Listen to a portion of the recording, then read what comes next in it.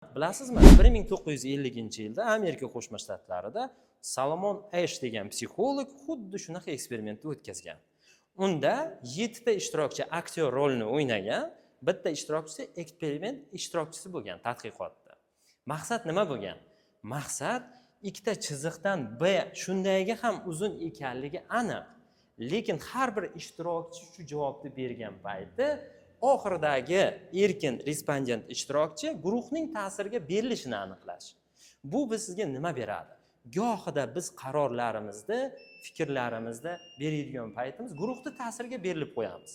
Hattoki bularning fikri noto'g'ri bo'lsa ham, hattoki sizning qaroringiz mustaqil bo'lsa ham, o'z fikringizni berishga boshqalarning nazarida noto'g'ri fikr aytib qo'ysamchi, ular meni ustimdan kulib qo'ysachi degan fikrlar bizga to'sqinlik qiladi. Shu uchun Salomon Ash eksperimenti psixologiyada konformizm, ya'ni guruhning ta'siriga berilishni tadqiq qildi va eng qizig'i 75% ishtirokchida o'tkazgan tadqiqotda barchasida guruhga ta'sirga berilish aniqlandi. Xo'p, bundan nima xulosa chiqaramiz?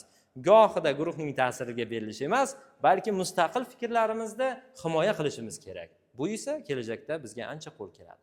E'tiboringiz uchun rahmat.